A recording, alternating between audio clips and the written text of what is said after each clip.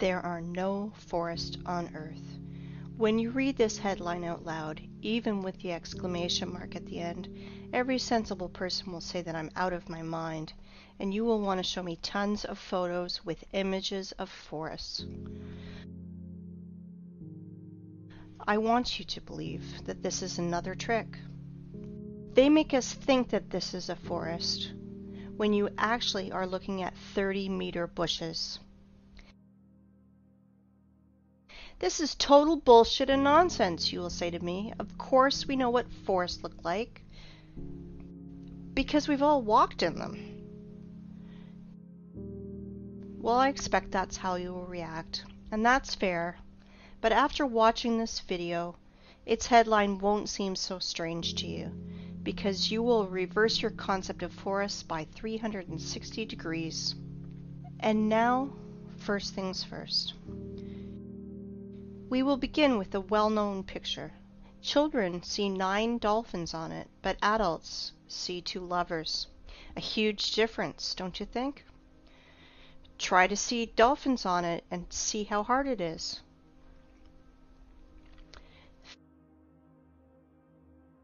Feminine fruities just won't transform into dolphins for most adults. And that's funny because it's the opposite for kids. There is only one picture, but we see it completely differently. What is more, children and adults can't exchange perceptions. Why is this the case? It is simple. Eyes see the way the Matrix ordered them to, but that's not the way the real world looks. Our eyes become traitors over time.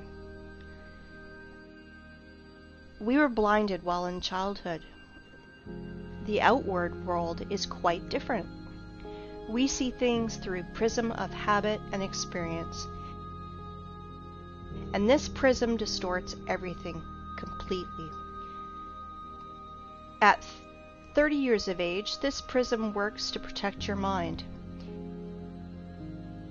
And at 40, you could go crazy without this prism. Do you think I'm exaggerating? Look at this photo. I'm claiming that it is from a mesa that was formed from a magmatic melt from the Earth's depths about 200 million years ago. You think I'm out of my mind? Maybe you're out of your mind. You will understand soon. We'll come back to this plot of grass later. For now, remember how we bumped into this old stump. Sometimes humans even try to take photos trying to hug the unhuggable trunk of a tree. But really, think about it. Old trees are a rarity. They are all registered, they are tracked, and are being kept in reserves, like memorials of nature. There is an uproar on the internet about forests. Why all forests in the earth, even in Siberia, are not older than 200 years old? Where are all the giants? It is right that the people are in an uproar about it, but I want to look at the problem from another angle, from the side of the Earth's poles. The thing is that even Soviet biologists found strangeness in the poles, and unnatural amounts of water kept in the ice and snow, and there's an unnatural percentage of carbon dioxide in the world's oceans. This abnormal concentration tells us exactly about a worldwide fire of the past. Using simple math, those scientists come to the conclusion that those fires carried away 99% of the Earth's biosphere. We all know that living cells consist of hydrogen and carbon, so the ice on the poles are made mostly from water, from burned organisms.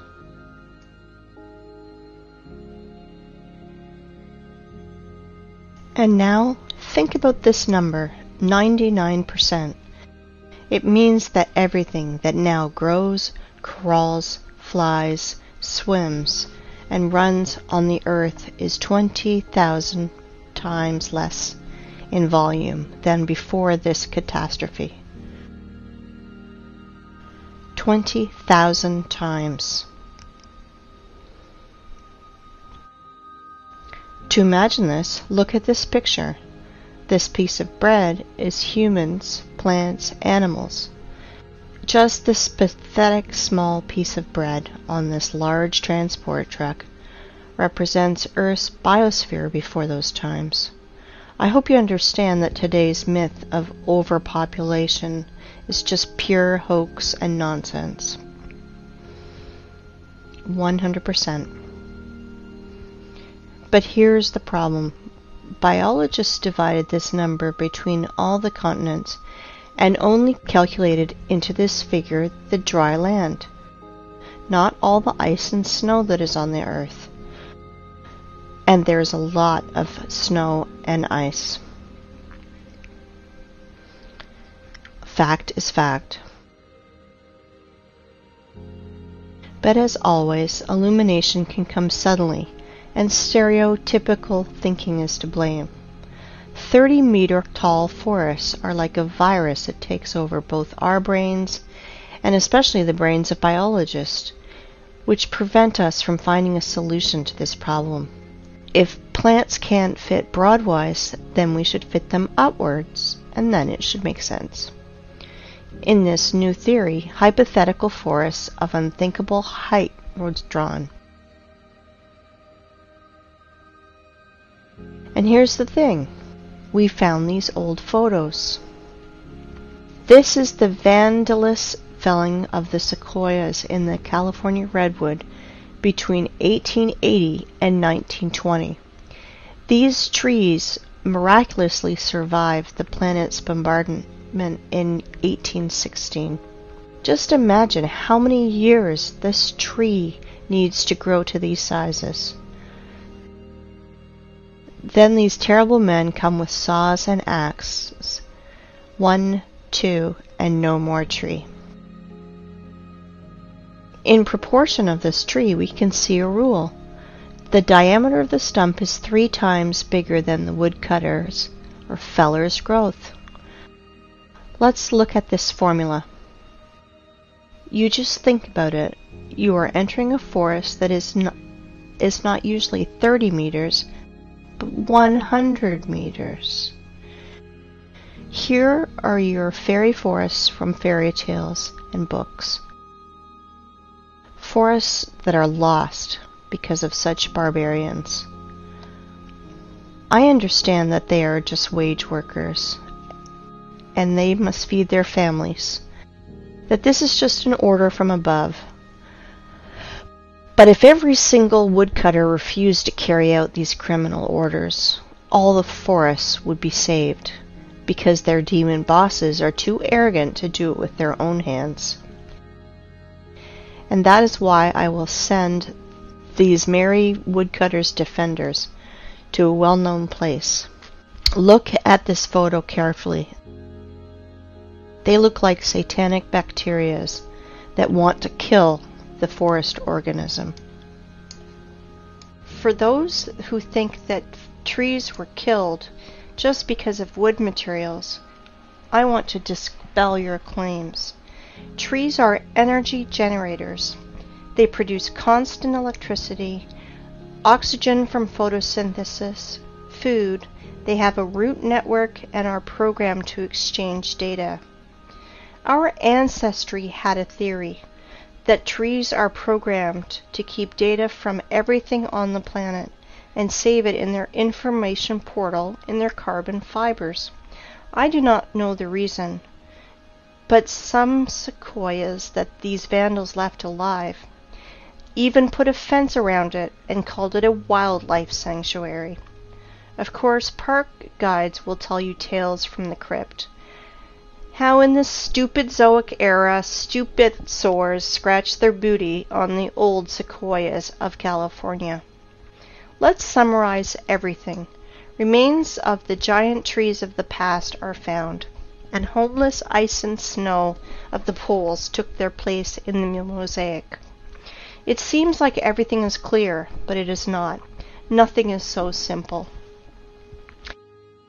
If we take myths and legends of all nations, you can find lots of stories about people, animals, and plants morphing into stone.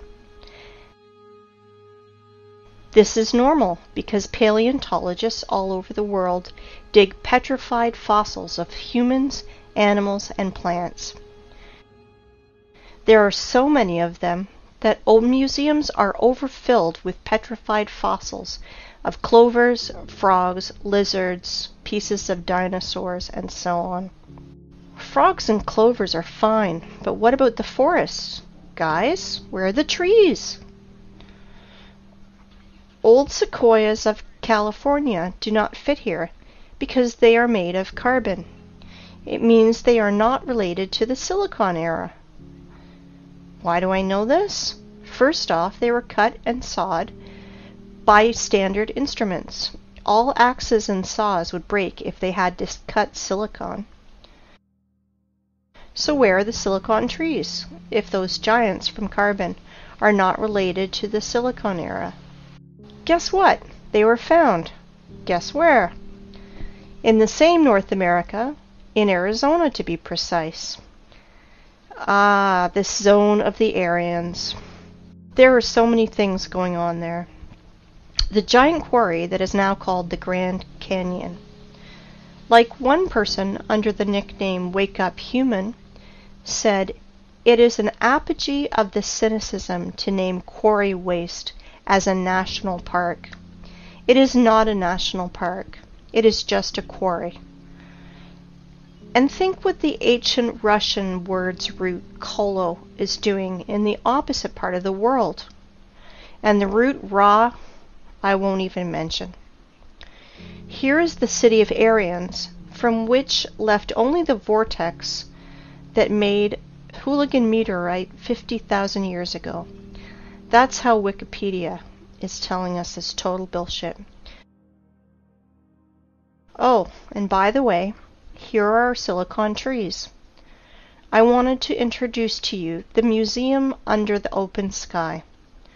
Petrified trees here are just scattered in the desert and also fenced. Everyone today can visit this circus called Petrified Forest National Park. In this park, petrified fossils are not common. They are unique. If turtles and frogs were petrified in pale gray boulders, then this trees morphed into semi-precious stones.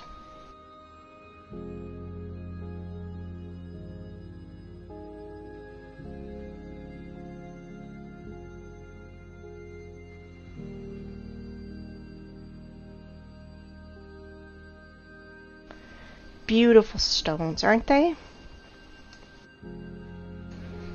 It is time to take stock.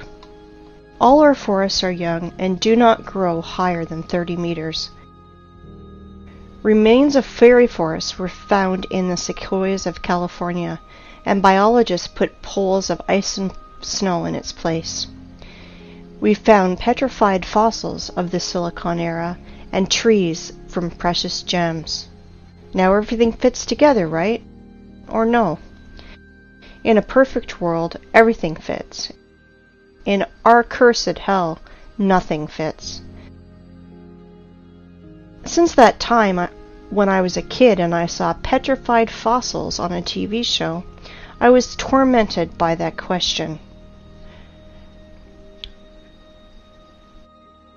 How is it possible for a frog to be morphed into a stone instead of rot like any organic body does? Let's see what Wikipedia tells us. Special rare conditions must be met in order for the fallen stem to be transformed into fossil wood or petrified wood. In general, the fallen plants get buried in an environment free of oxygen, which preserves the organic structure and general appearance. I understand this is dry British humor. If not, I will try to explain. You need some spontaneous disaster. For example, a volcanic eruption, tsunami, clay rain, which would quickly cover the frog and mammoth and make conserves from them, where bacteria won't decompose the corpse to the state of stinking manure. In other words, to make the body petrified, you need to cover or engulf the body and to compact it. According to so-called scientists, the tissue was organic, and then it magically turned into silicon. SiO2. Remember this formula. If you have ever buried your home pets, you can quickly run and dig them out. Your beloved pet is petrified, and you can put his statue on your table. Want to reproach me for such black humor? Redirect that to the official science community, which sells us such bullshit. A dead body has only two options. Dry up like an insect in a piece of amber, or the second option, just simply rot. Organic bodies will never turn into rubble. Never. This absurdity is invented to hide the truth. Magical morphing into stone is a little thing. Transforming wood into semi-precious stones, this is where the lies and ignorance become uncontrollable. Tell me how a stick of wood can become a semi-precious stone. You may have no answer, but I do, and we will discuss this later. For now, let's analyze what these gems show. I do not know about you, but I am confused by 3 points. First of all, according to the official story, these trees lost in an unequal battle against a neighbor volcano. Attention, 225 million years ago. But wait, there's more! This wood not only burned in hell's fire, not only rotted into the wet ground, against all the laws of physics, chemistry, and biology, just transmorphed into precious gems. David Copperfield is nervously smoking on the sideline. But this is not the end. Trees are not broken. Trees are sawn into even, accurate pieces. Well, I want to know the name of this brand of chainsaw that Aborigines use for this. I am joking, of course, but the conclusion is that this is not a museum, but stage theater. These trees were sawn and brought here by someone. You know, only a true fool would believe in the magical transformation of wood into precious stones and gems. Here's another question. For what purpose did they make this circus with all these scattered pieces of silicon life form? And did you pay attention to how small these silicon trees are? They are incomparable, even with the sequoias of California. But this one is simple. They are not trees. They are trees' branches, giant silicon trees. And these trees were so big that American sequoias near them look like sticks near the baobab. And while tourists are freaking out over these precious gems, no one is paying attention to the background, because everything is hidden in plain sight. To understand what I'm talking about, let's return to our favorite plot of grass. And I want to ask you, what do you see? A tree stump in the daisies? But I continue. This is mesa that was formed from the magnetic melt from the Earth's depths about 200 million years ago. Do not believe me? And now? Let me introduce to you, this is Devil's Tower, mesa, or so-called laccolith, that was formed from a magnetic melt from the Earth's depths about 200 million years ago. At least that's what Wikipedia tells us.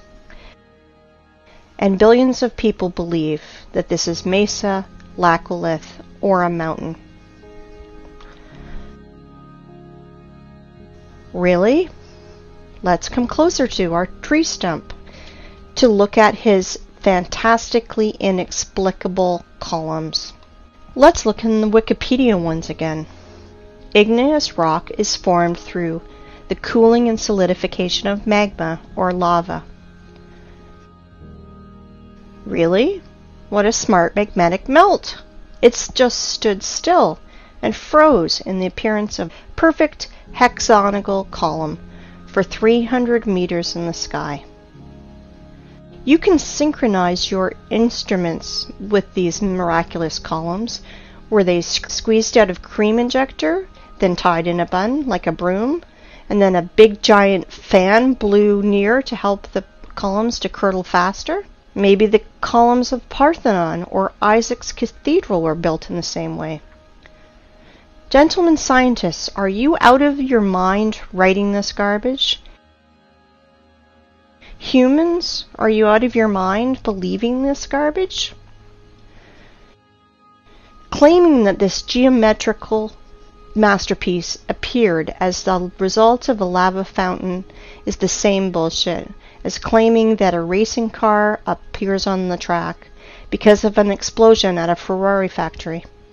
Have you ever seen what a fountain of lava looks like? In those times, lava had artificial intelligence. Really? Comparative analysis. All columns are hexagonal. Why exactly hexagonal? Because the universe's masterpieces are built in this form. There are no snowflakes exactly the same, but all of them are in a perfect hexagonal shape. Bees, too, without the knowledge of mathematics, correctly identified that the regular hexagon has at least perimeter among all the other shapes of equal area, so you can fill this shape most efficiently. When bees build honeycombs, they instinctively try to make them as roomy as possible and spend as little wax as possible. Hexagonal shape is the most efficient, economical figure for building honeycomb. Blind sheep cannot understand that our universe is fractal. That is why there is no difference in what scale you study it. In the scale of a mountain or the scale of a tree that everyone has outside their window. And now let's open a botany textbook. Let's find the structure of any plant and let's compare it with our giant stump. We won't go deep into this. We only want facts that fall into our hands from the stump's photos. So it will be useless to try to argue against those facts. I want to introduce you to the cross-section of a stem of flax. Well, well, gentlemen biologists, are you noticing anything? No? Look, it seems like honeycombs in the middle. Wowzers, and they are all hexagonal. Well, well, what a coincidence. If we remove skin around this flax, our stump skin is the same. Let's look at the small rocks around it, and guess what? Flax looks exactly like our stump from the bird's eye. They look identical. Exactly.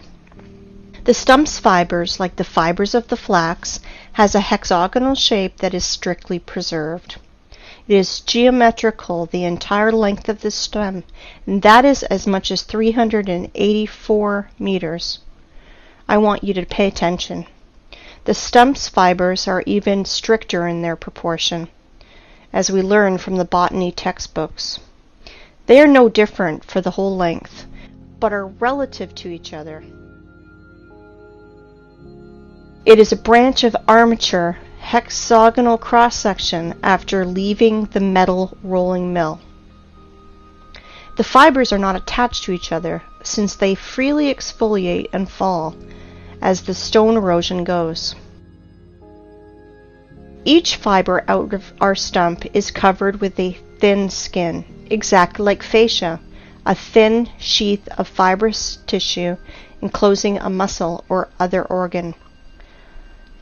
As you see, petrified skin contacting winds and moisture is cracking, exfoliating, and showering, and this is direct evidence that the fibers of the stump consist of at least two components placed inside each other. Fibers do not go into the ground vertically.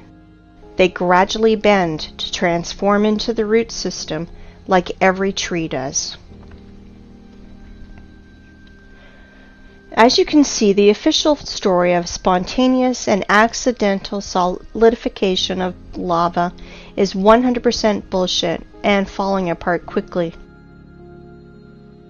In 1977, Hollywood made a film called Close Encounters of the Third Kind, with Devil's Tower playing the main role, where we were told 100 times that this is a mountain where we can meet aliens, but this garbage is suitable for fools only. But where were your eyes, gentlemen? Hey, biologists, geologists, paleontologists, are you here? Do you study the world in a welder mask? And now, let's find out the height of the tree, which was a stump one day. Let's use the formula that I mentioned earlier. The diameter of our stump is 300 meters at the base. So if we calculate 300 over 20, we will get the height of, are you ready? 6 kilometers, 19,685 feet. Just think about it. Everything is learned in comparison. I think we can put a big fat dot in here. Devil's Tower is a giant stump of a giant silicon tree with all the attributes of a normal stump that everybody's seen. But we should not underestimate the matrix that keeps all the cattle in the stables. I am sure that after such clear evidence, there will still be deep sleeping people who will ask for more. If you think that that's all my arguments, I want to disappoint you, because I have so many trump cards up my sleeve, and I will enjoy every moment that I will throw them on the table. Well, we figured out everything about this stump. Let's move to another one. Yes? And you thought that this was the only one? You just need to remove your blinkers and you will see so much. Let me introduce to you Giant's Causeway in Ireland. Notice something familiar? Take a closer look. Again, hexagonal columns. Wow. If you did not notice the similarity to the Devil's Tower's fibers, you must be 100% blind. This is the same giant stump, but now it did not come out of the ground. This tree grew right on the sea's shore. The Giant's Causeway consists of almost 40,000 columns of such geometrical proportions that all the bees in the world would be jealous. Of course, all nerds declared it to be a national nature reserve. Like I mentioned before, as one person named Wake Up Human said, it is an apogee of the cynicism to name quarry waste as a national park. In which connection is quarry waste here? I will say later, but guess what the official science bleats about this Irish stump? Giant's Causeway is an area of about 40,000 interlocking basalt columns that result of an ancient volcanic eruption. Volcanic eruption! Please tell me how to stay calm and not erupt in a fountain of swear words in the direction of this science society. It is hard, very hard, but I will try because our enemies only want us to do it. I have only 2 questions. First of all, how many years was C.C. Campbell in a coma? And second, why do bees' honeycombs not declared as a result of an ancient volcanic eruption? Because they are not distinguishable at all. It's no less strange why street sidewalk tiles are not declared as a result of an ancient volcanic eruption. Show me a single difference, nerds. And now I'd like you to come back to our old method and compare Giant's Causeway, but this time with real lava. I want you to remind you how lava erupts and flows, and this is how it congeals. And now let's compare Devil's Tower.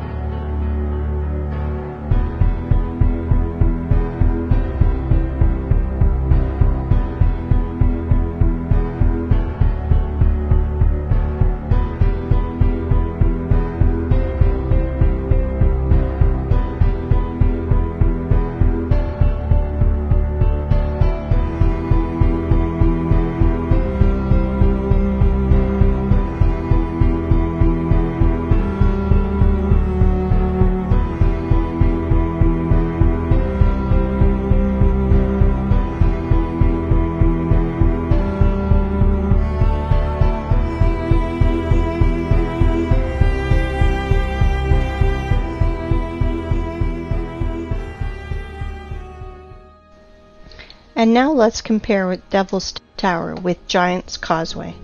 Oh, sorry for my French. I mean, let's compare silicon stump with silicon stump. Somebody still believes in the lava fountain? If I didn't know about giant silicon trees, I'd rather believe in a giant cream injector and a fan, but not in volcano garbage. If you think that these two giant silicon trees are the only thing that I can show you, then you are mistaken.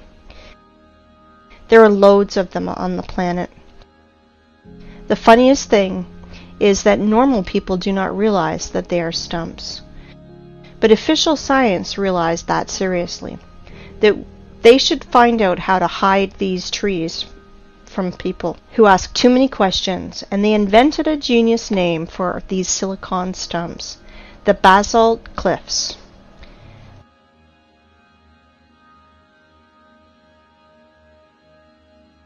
I want you to pay attention to these two pictures where fibers hang from the ceiling. How can volcanic version explain that? Lava was dripping, but its drops did not fall to the ground. The drops stuck by their hexagonal honeycombs to the major neighbor drops, which somehow reached the ground. Look at this picture. Just an everyday photo with this girl. It's good. But the only thing she does not realize is that she's sitting near the stump of a silicon tree. All artifacts are in plain sight, but the prism of the matrix do not allow us to see 9 dolphins. There are tons of silicon stumps in the network. You can research this topic yourself. Google will help you. Let's move forward. I want to introduce to you one more hexagonal miracle of the Earth that is of silicon nature. I want to introduce you to the biggest salt lake in the world, Salar de Uyuni in Bolivia. As you can see, not everything is so simple as it is written in textbooks and shown on the Discovery Channel. Our tradition wanted to show you what Wikipedia is telling us about these hexagons. But the fibers of silicon stumps, Wikipedia is changing it a bit. About the hexagonal structure of South American Lake, it is keeping silent, like a fish, like there's none of them. But they are there, absolutely there. You won't believe it, but Wikipedia is not the only thing that's silent. After hours of research, I found nothing about this hexagonal structure. And only in one place I found a single phrase, like, "Look, how interesting this dried and cracked salt." And then I fell into a stupor. First of all, under the blazing sun's rays, every surface cracks like this. But not in hexagonal shape, like honeycombs. Secondly, cracks are deepenings between the fragments of surface, but I see elevations. And this is opposite to the cracks. It looks more like fiber fascia, like the silicon stumps one. And the third thing, why is all the salt surface in exactly a hexagonal shape? If the official story is not a sensible explanation, let me tell you my opinion. As Wake Up Human says, there are no salt lakes, just sludge settling tanks. I agree with him, but this is not the case. And here's why. I think that you've already realized that honeycomb's hexagonal shape is an attribute that belongs exclusively to living organisms. Either is the possession of a queen bee, snowflake structure, or plant's fiber.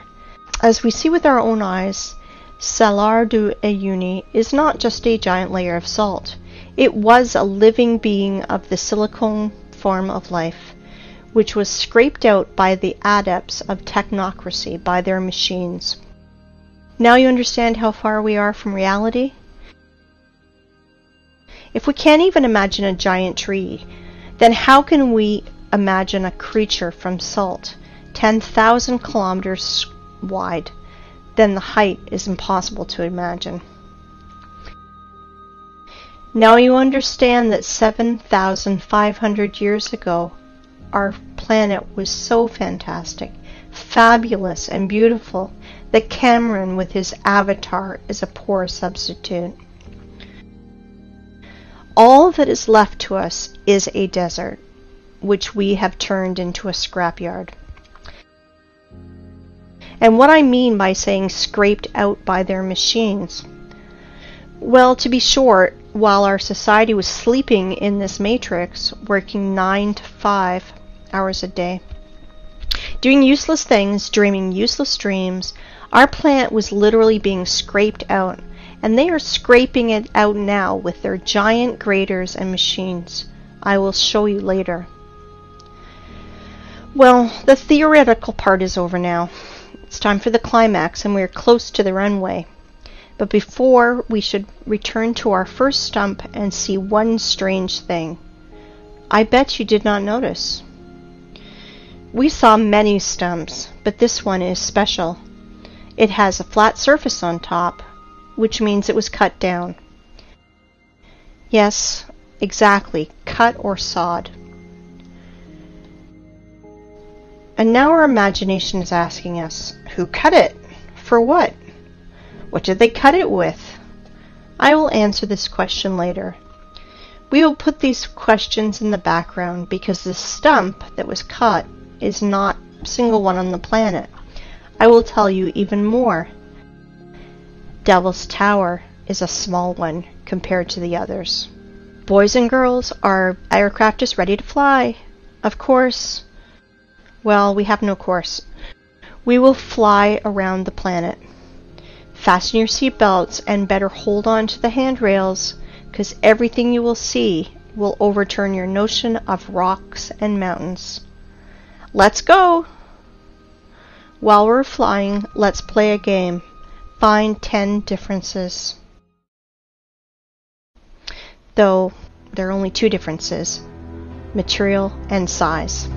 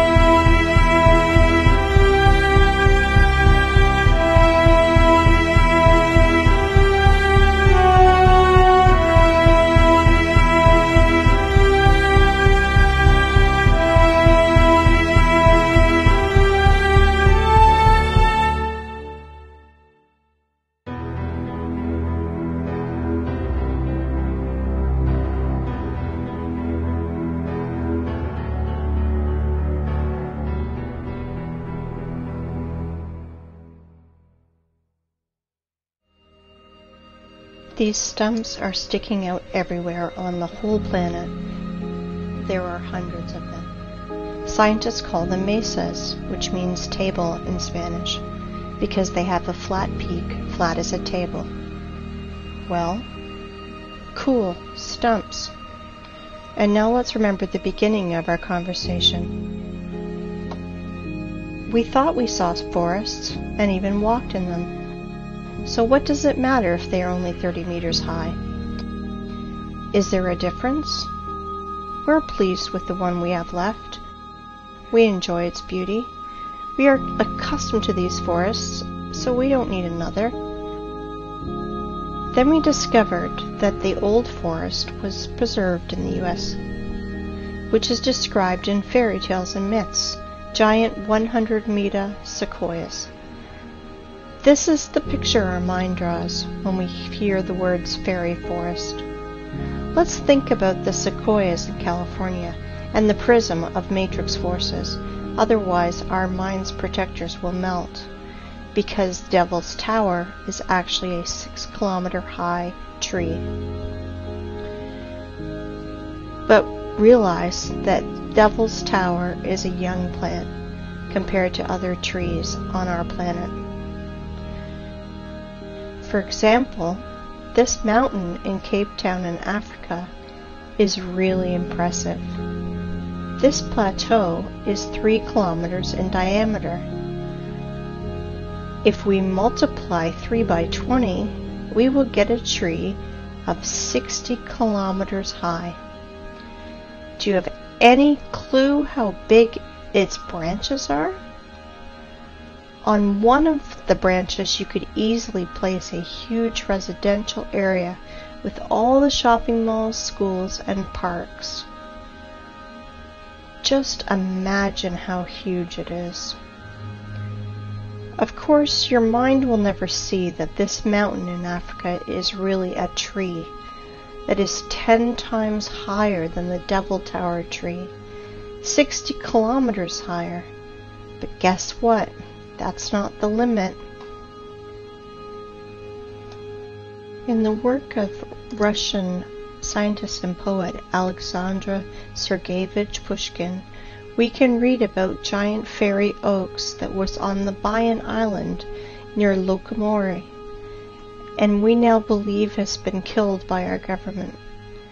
That oak was supposed to be the center of the earth and was some 100 kilometers high. Not sure how high, but for sure higher than the Cape Town one. This oak was the biggest plant on Earth.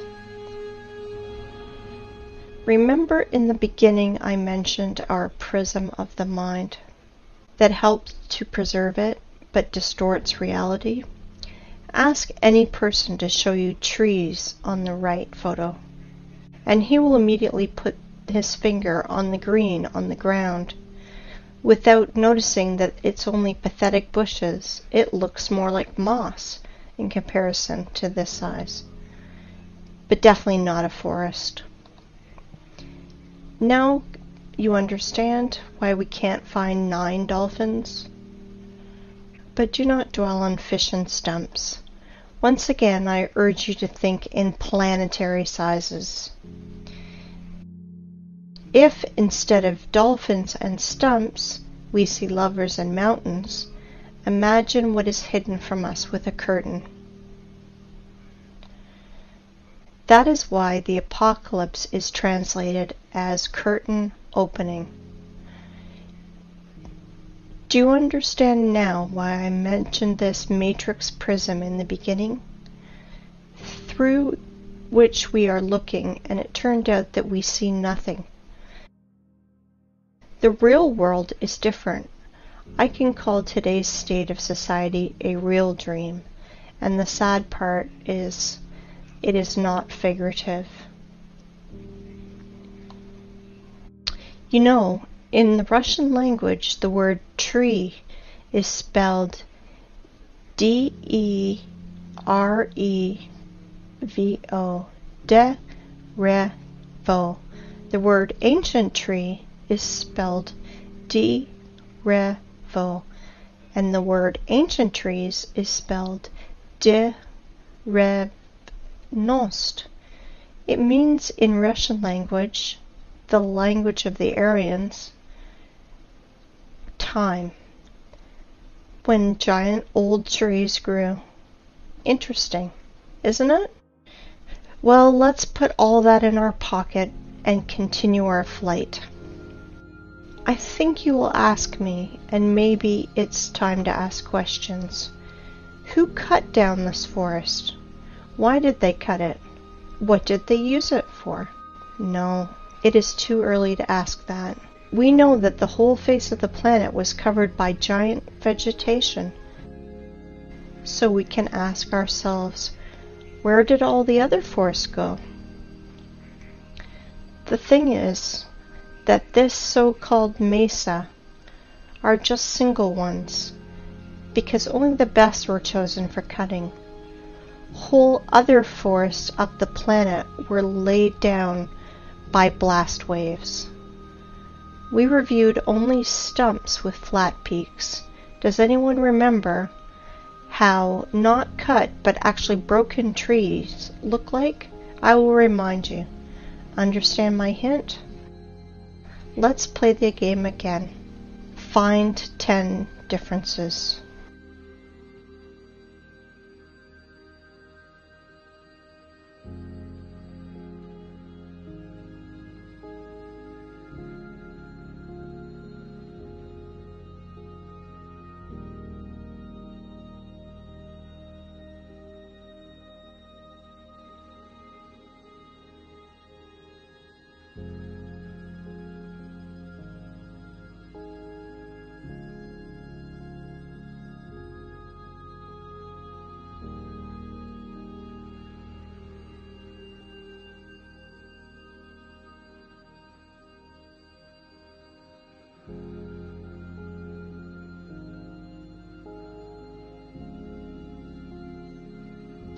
I think you understood the meaning of my words.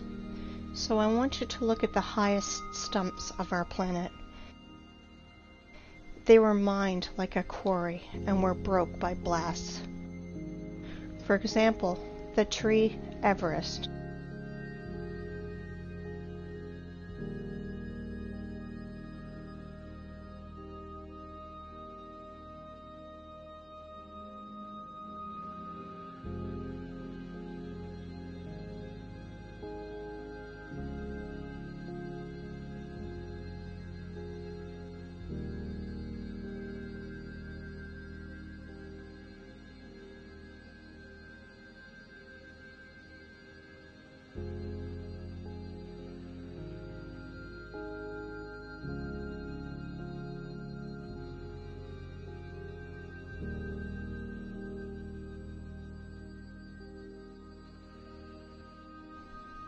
Have you already guessed?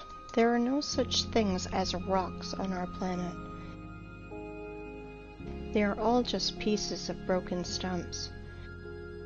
You can look at millions of photos, but the only thing that you will find is corpses of our true environment. How official science explains our origin of rocks, I think you guessed too. Now you understand why we are so charmed by rock? Why are all elite properties placed between rocks? Why the most clean materials for construction are pieces of rock? Because even if they are dead, they still emit powerful energy for us, mortal carbon human beings. Stone is a bridge between silicon and carbon life forms. And now, the important thing you must learn is how to distinguish rocks from mountains. They are completely different things. Rocks consist of solid pieces of ragged stone with fragments of fibers that reach to the sky. But mountain is just a pile of loose waste, which were brought on by giant machines. It has almost perfect cone shape, like every loose structure does. Sometimes those piles have chemical waste inside, And sometimes those wastes react with each other, and sometimes they burn, and sometimes explode. And then nerds in white coats scream that they invented a new volcano, and will immediately tell you stories from the crypt. How 200 million years ago this volcano formed those silicon stumps, and explain the origin of our street sidewalk tiles as a result of an ancient volcanic eruption. That is why there's no such thing as volcanoes, rocks, and mountains on our planet. You can throw out these terms from your vocabulary. Okay, let's fly further. So from our window you saw that absolutely all the rocks on our planet are just corpses of the silicon form of life. They are all fallen trees, you want to ask? No, not all of them have hexagonal structure like the Devil's Tower. Some of these rocks have lamellar structure or spongy structure, like our mushrooms do. Like liver is different from our heart or our lung, so our ancient world was so diverse that we can't identify or even imagine lots of species structure like our mushrooms do. Like liver is different from our heart or lung, so our ancient world was so diverse that we can't identify or even imagine lots of species and subspecies. Let me introduce this theme was covered in detail by Pavel Ulyanov. His YouTube name is Wake Up Humans. He did revolutionary work in the theme of geology and bucket wheel excavations work. Let me introduce to you this giant cuttlefish, which is a Badger 288, one of the world's biggest rotor excavators. And this is how those machines work. They crawl on its wheel parallel to the quarry wall. Giant wheels with ladles scratch at rock and ground, leaving concave wall.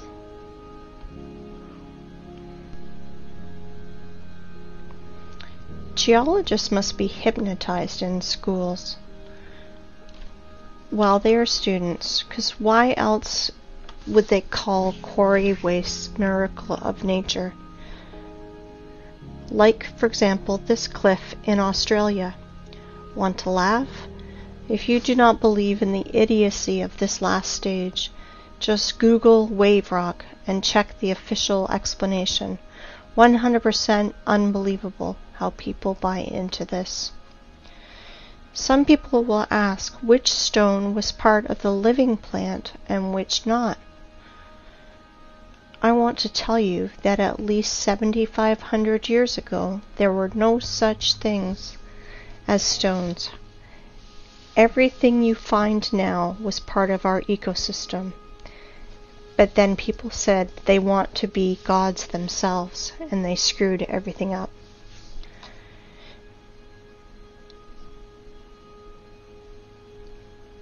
I want to ask you, open your minds. They live, we sleep. But they not only live, they're also killing our planet. They are doing it right now while you're watching this. Wake up, humans. You must review all the instruction they gave you in elementary school, middle school, high school, history, geography, geology. Open your mind. I want you to look at these photos. Today we have lots of artifacts which we can't repeat because of certain conditions as the lack of technology, lack of equipment, or specialists, and which are evidence that our civilization is 200 years ago, and before that compared to us was way more developed, and today's society are just kids in the sandbox. Here are some examples. Bubbleovo Bath, 1784 to 1820. Here is what this man that was near it tells us. Sorry for my language, but they are telling us absolute bullshit. That somehow the master made it for 7 years and polished it every day like Papa Carlo. Absolute bullshit. With all my responsibility as a lathe man of 5th level, I declare that this is machine precision. Concave and convex surfaces of this bath, strictly precise, circle on the whole diameter, very accurate spherical surface in the lower part of the bath. Inside the bath on the bottom, the same super accurate concavity of the whole diameter. This product is impossible to do manually, especially to polish. I have the impression that it only yesterday got out of the machine. And the polish is like from Isaac's castle columns. It's impossible to do without high-class and high-speed polishing and grinding instruments. Next one, Alexandrian column, 1834. Weight is 600 tons, 27 meters high, granite. Impossible to do manually without turning this on a lathe machine. This column has the shape of antithesis. It's simply impossible to do manually. Third, Peru Ollantaytambo. Polygonal docking of blocks. Weight is 40 to 120 tons. The level of adjustment you can see for yourself. Blocks are aligned in 3 dimensions. Capella San Severo. Made from a single piece of marble. This is impossible to do without an advanced CNC machine. For the last 50 years, there was nothing even close to the complexity of this execution. Nothing has been done by any sculptor, even with the advanced CNC machine.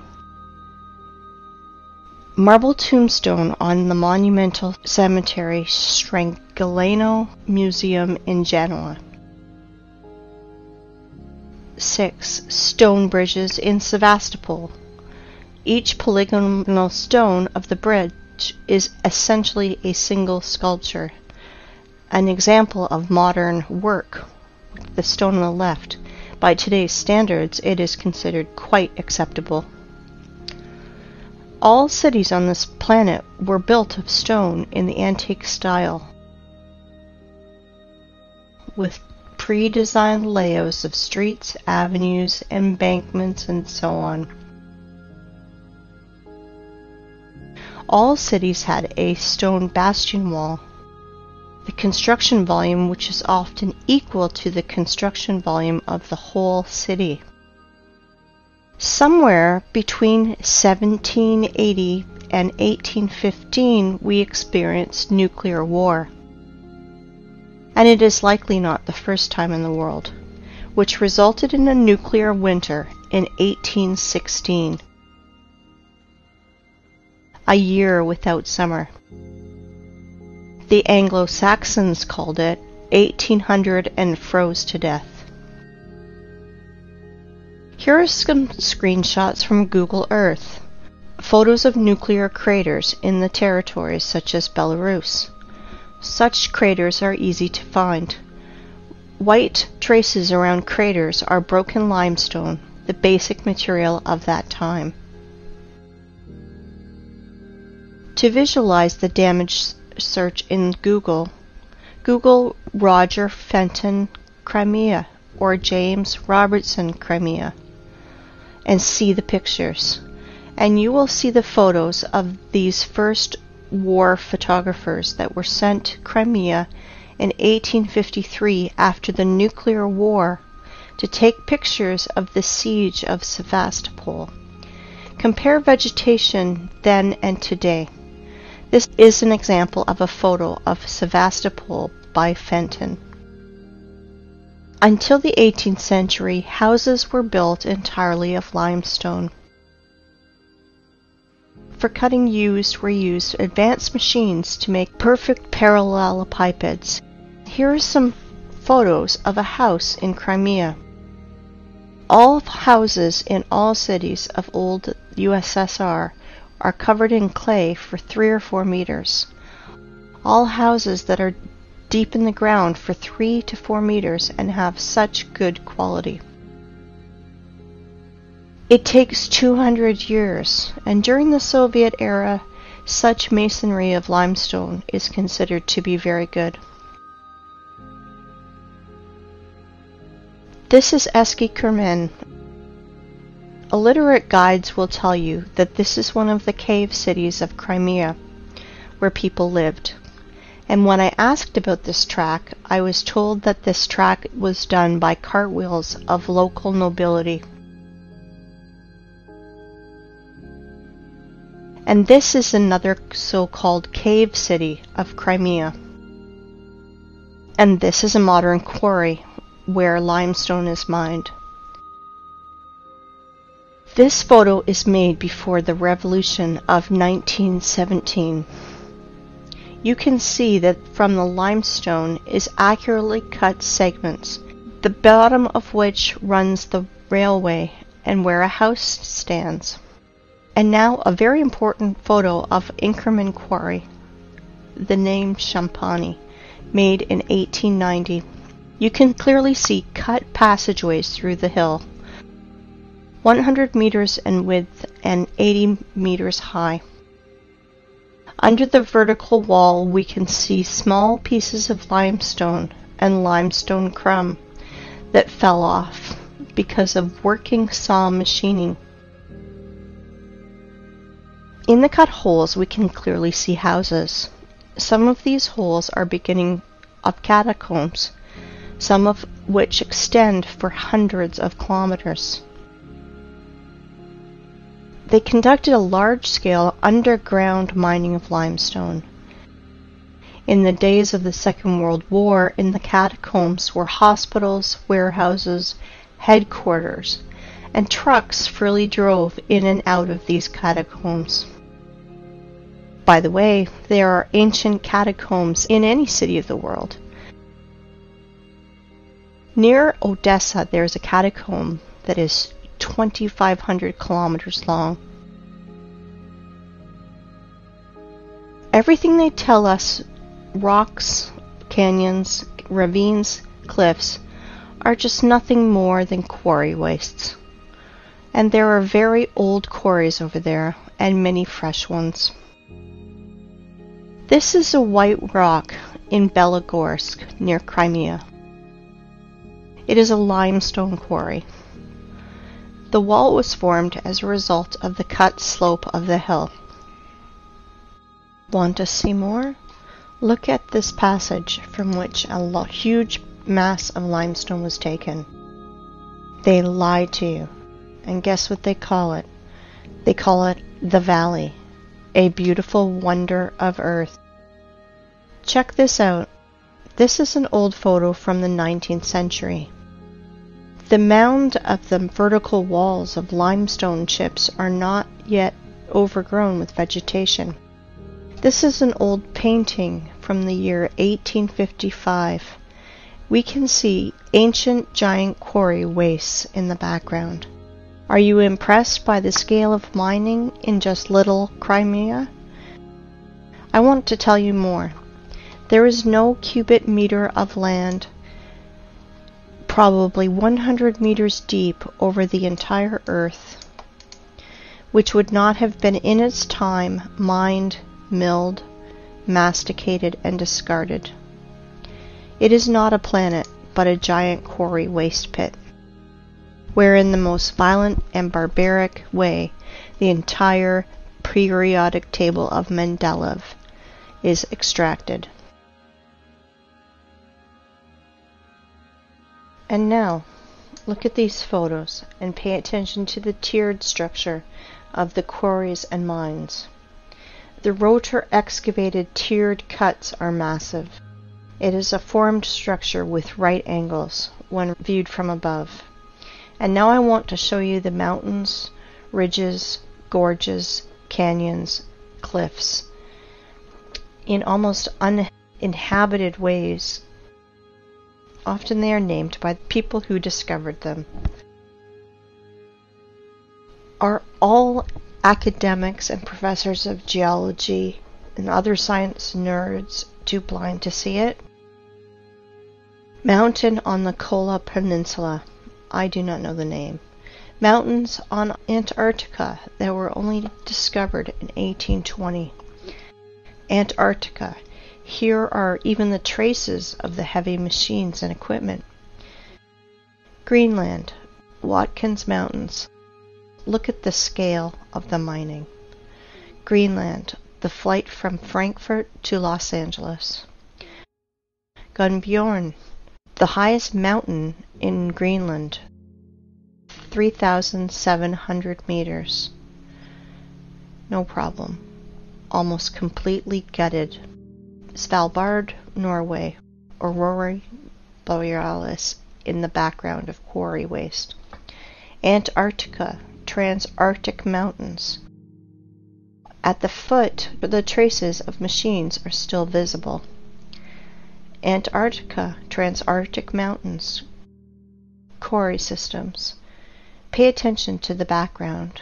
Mount Kailash, Tibet. The height is 6,638 meters. Have you ever seen in our time heavy mining equipment that's raised to such heights? Goblin Valley State Park, Utah, USA. Gloss Mountain State Park, Oklahoma, USA. Grand Canyon, Arizona, USA. It's just a giant quarry, waste, gutted territory. Millions of tourists think that they are looking at a miracle of the world because they were told so. Quarry, Grand Canyon, Arizona, USA. Nowhere can we find traces of water erosion, only the shock explosive impacts on the silicon vegetation. Quarry, Rock Spitzberg. Quarry, Grand Canyon. The cut of the stone with a circular saw. Quarry in Australia, Blue Mountains. Blue Mountains from another angle. Blue Mountains, the vertical wall. Compare it with the marble quarry in the Alps. Marble mining in the Alps. Giant quarry. Do not know where. This photo is offered as wallpaper on your desktop across the internet. Caprock Canyons State Park, Texas. Again, a national park created from exhausted quarry wastes in the USA. In some quarry wastes where there is a lot of moisture, people do farming. Banao rice terraces. Again, Banao rice terraces. And this is Canyon de Chelly Nation Monument, USA. The saws apparently did tunneling. The so-called Painted Hills in Oregon. Mountains Ravine, South Africa. Orange River and Mountains. Timna National Park in Israel, just a quarry. Quarry, Green Canyon in China. Flooded quarry, Charak Reservoir in Uzbekistan. Flooded quarry, another angle. As you can see, there are no natural rocks, mountains, cliffs, and gorges on this planet.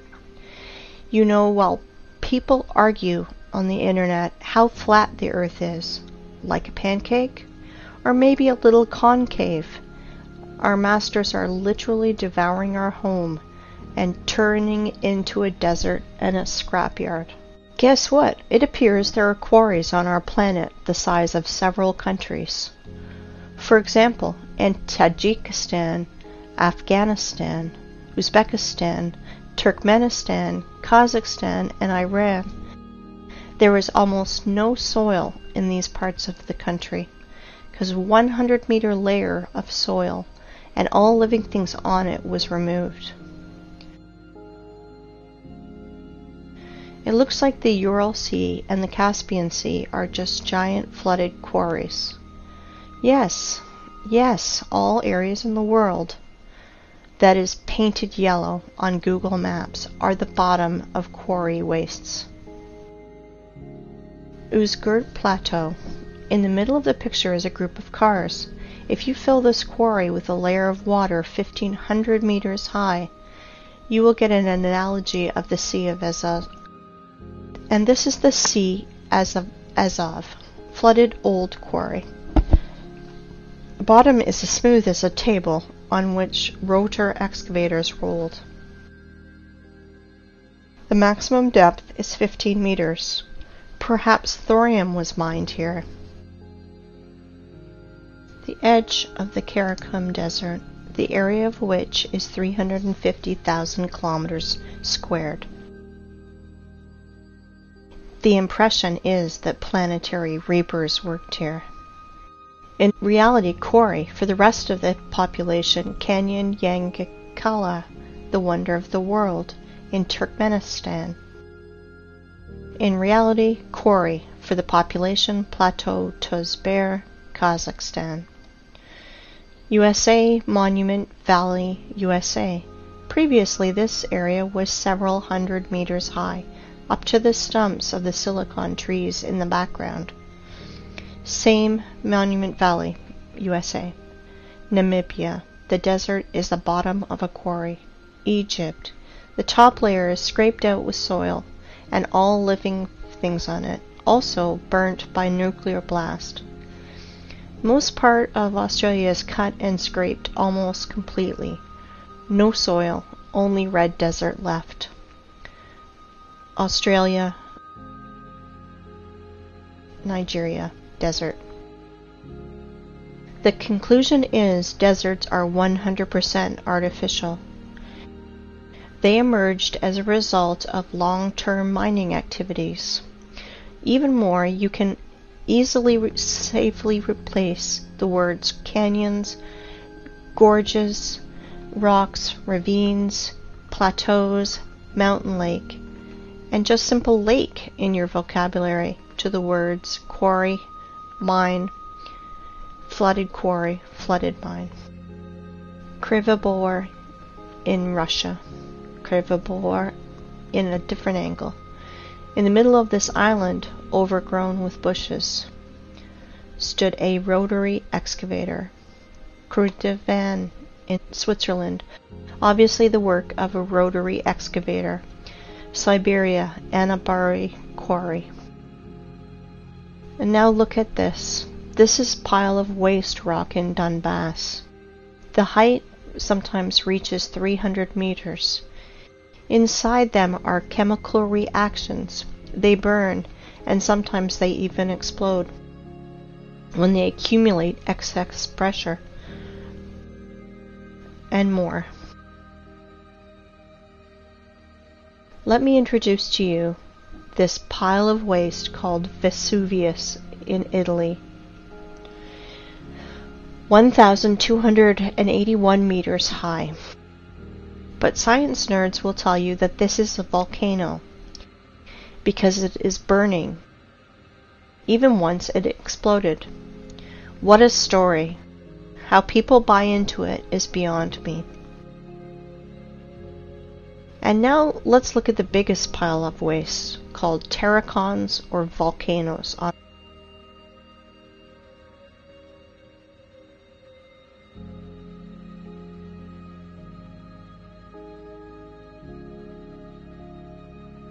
This is terracon in Fujiyama in Japan.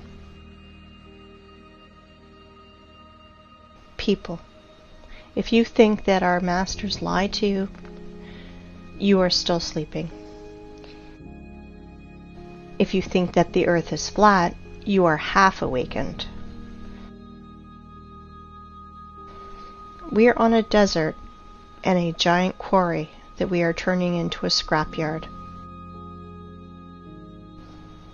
Since we can trust no one, maybe it's time we think for ourselves. Really think about what you've been told your whole life and question everything.